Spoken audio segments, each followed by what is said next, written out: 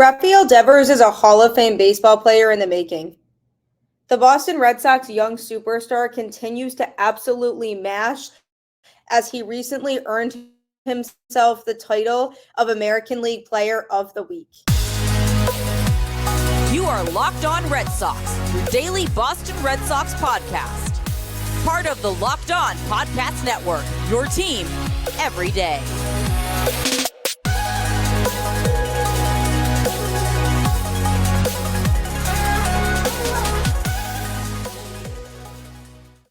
Hello and welcome to Locked On Red Sox, part of the Locked On Podcast Network, your team every day. I'm your host, Gabby, former ESPN social media associate and current host of the Boston Balling podcast, here to bring you the latest in all things Boston Red Sox straight to your feed Monday through Friday for free. Who doesn't love free? I know I do. And speaking of free, something else is free also. The home broadcast of every Red Sox game right on SiriusXM. Just download the SiriusXM app and search Red Sox, and you can catch the home broadcast of every game so you don't have to miss a single pitch of Red Sox baseball for the rest of the season as we are in this home stretch. Today's episode is brought to you by Jase Medical. Empower yourself when you purchase a Jase case, providing you with a personal supply of 5 antibiotics that treat 50-plus infections. Get yours today at jasemedical.com. That's JASE medical.com. Thank you for making Locked On Red Sox your first listen of every day. This show is full of emotions. Just like the Red Sox put many different emotions through us throughout the season. Losses hit me hard. Wins hit me hard. I take them personally, and my mood every day is determined by it. The Red Sox have done a very even mix of both this year, but one player who certainly has not been a frustration at all to watch is Rafael Devers, an absolute superstar talent. He's going places. I cannot wait till this kid is in the Hall of Fame. He carried the Red Sox offense over the last week, launched some home runs, and just really was the talk of the Red Sox offense and what little bat support they actually had for their pitchers, because it's been a rough week overall for the Red Sox offense, just not scoring a lot and not being able to get runners home when they're on base. But Devers is a different story. He earned himself American League Player of the Week honors for this past week. In that stretch, he went 8 for 20 with 4 home runs, 7 walks, and a 1.586 OPS. He's hitting .400 over the last week. No opposing pitcher wants to face him, and I don't blame them. In Sunday's game against the Blue Jays, he hit a game-tying home run in the 9th inning with 2 strikes on him and 2 outs to even the score. Unfortunately, Toronto ended up winning the game, but he launched one, and it felt like the Red Sox had no life left in them, and then Devers with a single swing tied the game. It was remarkable. He's having a good season. He's hitting .276 with a .355 on base percentage and .521 slugging to go along with 33 total home runs and 98 RBIs over the 142 game stretch that he's played. Who doesn't want that? You don't need somebody who is always hitting over 300. Yes, that's fantastic. But if they're batting over 300, they're not going to hit as many home runs, likely, because that means they're hitting more for contact than power, which, yes, the Red Sox do need to hit more so for contact and focus on that as a whole. But Devers is a power bat in the lineup, and that just is what it is. He's going to launch some into the sun. That's just what he does. And if Devers is batting around the 270 mark, but hit over 30 home runs, I consider that to be a successful season for the kid, because you're not going to get an even mix of both. That's just not how it happens. Like, it's just nearly impossible to do that. His batting average in April was up to 343, which is very good. And for most of the season, he's been fluctuating between 280 to 270 and somewhere in between. But to add to that, his on-base percentage has been higher because he's taking walks and he's finding ways to get himself on base. Intentional walks have been in there. In Monday night's game against the Rangers, they intentionally walked Devers late in the game to avoid further damage and set up a forced play situation. And I can't say that I blame them. I mean, the Blue Jays did it twice in a game over the weekend where they intentionally walked him, because who wants to deal with Devers when you have runners on base and you're trying to hang on to a tight lead? That shows the type of player he is. I mean, picture Barry Bonds and how often he was intentionally walked. Not that Devers is nearly at the same level as Barry Bonds right now, but the idea of the fact that he's that hitter in the Red Sox lineup right now that opposing pitchers do not want to face. And I don't blame them. He's always finding ways to make it work. And it would be scary to me if there was traffic on the bases and you're risking throwing Devers a ball that he can hit. And he can hit a lot of different pitches because he's hit balls that were high out of the park before. So he finds ways to hit pitches even if they don't look like strikes. So you don't want to take a chance by pitching to him if it's a late game situation and there's traffic on the bases. He's the last person I'd want to see up at the plate. And it goes to show that other teams that face him are feeling the same way. So if you think about the season overall that Devers had, it's been very solid. I mean, when you can do as many things offensively as he's doing, it's really about how important you are to your team. And if you take Devers out of the Red Sox offense, it would be significantly worse. And you can think of certain players who are on the team that if you take them out of the offense, it probably doesn't make as big of a difference because they're not as impactful of a bat as others.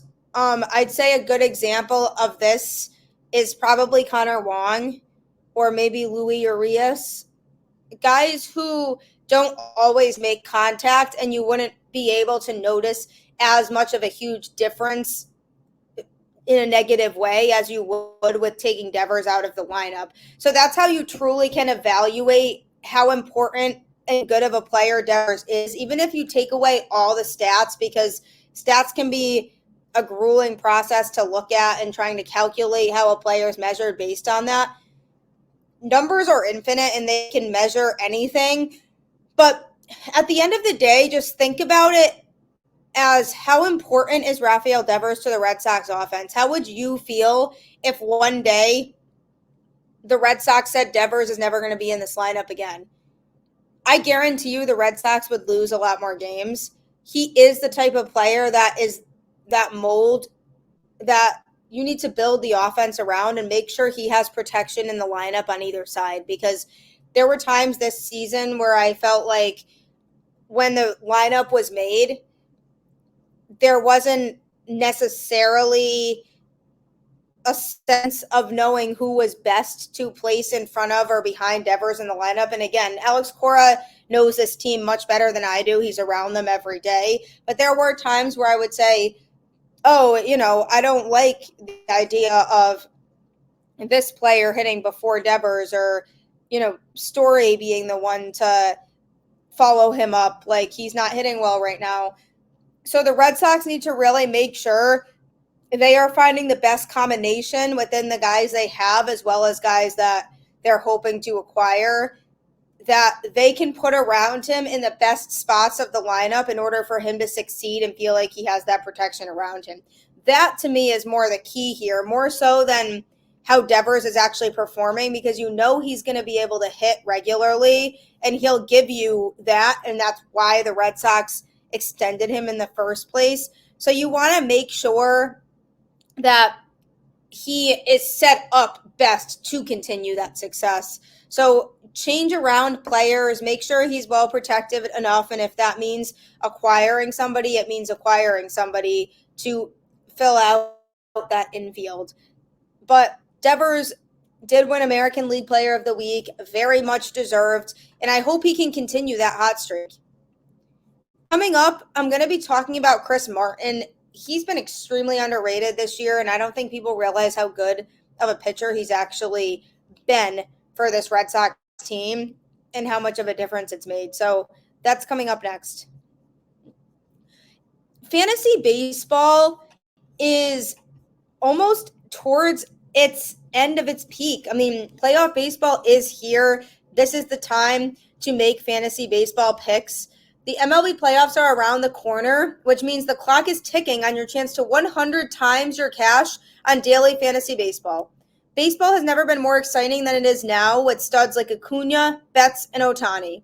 Pick more or less on stats for these stars like home runs, hits, strikeouts, and more for up to a 100 times payout on Sleeper. Get your picks right and you could win big. Use promo code LOCKEDON and you'll get up to a $100 match on your first deposit. Terms and conditions apply. See Sleeper's terms of use for details. Sleeper's so easy because all you have to do is make daily fantasy picks, and they guide you through the process of what you should pick so that you can win more money. Who doesn't want to win more money? That's why I highly suggest pursuing this and checking out Sleeper today using that code LOCKEDON. The Red Sox bullpen before this season was a huge question mark. A lot of relievers coming in that were not that reliable in their specific roles, and they needed to do a lot of revamping of the pen heading into the 2023 season. But one reliever that they've gotten this season who's just been phenomenal has been Chris Martin.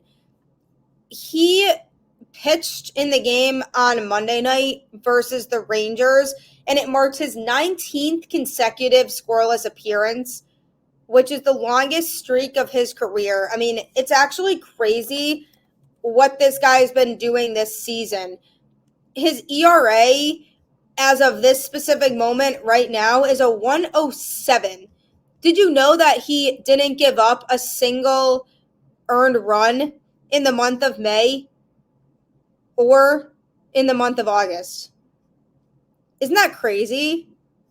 And that's just so hard to do. He made 9 appearances over the month of May, and in August, he made quite a few appearances. He made about 13 appearances. The difference was because in May, it was earlier on in the season, and the Red Sox had more pitchers readily available, whereas by August, a lot of their relievers were worn out because they were being used too much, and that just wasn't good. So he was one of those pitchers who was very much overused, and he was pitching so often, but still managed to give up 0 runs over the whole month of August. And he's helped the Red Sox win a lot of tight games because close games were an issue for them last season. They didn't really have guys who could come in and be trusted in late game close situations, but Chris Martin has been one of those guys all season who's been reliable from that standpoint. He's only given up a handful of runs all season. In July, he gave up a total of 1 run, and it was on July 28th at San Francisco Giants. 1 run. That's it. He's given up in September 0 runs.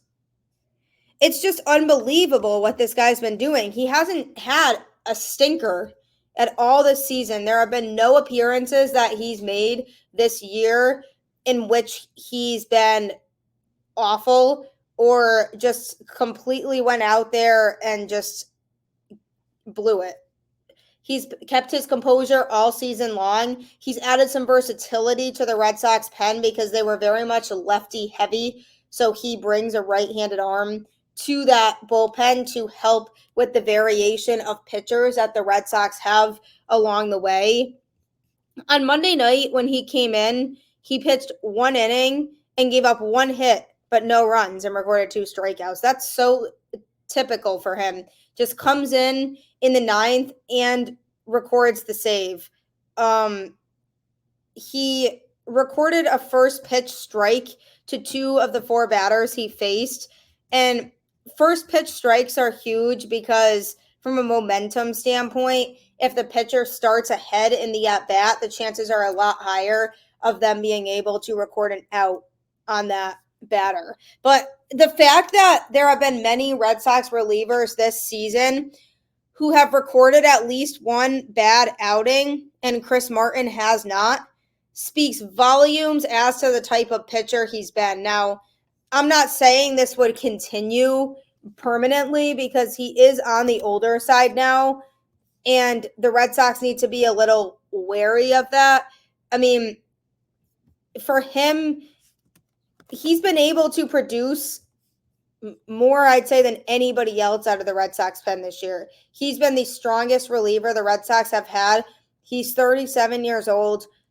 Whether he's able to pitch much longer is still in play and up for questioning. Whether he's going to be able to be as valuable as he was in Boston. When the Red Sox brought him in, I had a feeling he was going to be good, but not this good. He's that go-to guy when the Red Sox are up or down by one run and they need to keep it at one run, or if they're winning, just make sure that they're not giving up the lead. He is the guy that I want to see on the mound, and those are the types of relievers that the Red Sox need to strive to have more of, because there are certain guys out of the Red Sox pen right now that you can trust in during certain in-game situations, but do you really fully trust anybody else with a one-run Red Sox lead? I'll come on record right now and say the answer for me is no.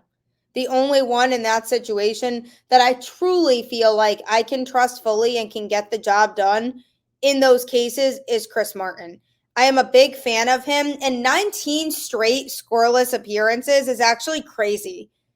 That's a lot of dominant pitching, especially considering how much he's had to be used. And I think overall this season, Alex Cora has done good with managing his progress and his value by not really stretching him out to more than one inning at a time, because again, he is more on the tail end of his career, similar to the likes of Kenley Jansen, probably James Paxton, pitchers like that who have either not been able to stay healthy or are just on the older side and are really losing what they had at one point. And I'd throw Chris Martin into that category, but Alex Cora has managed him well in terms of not stretching him out all season past what he feels he can do.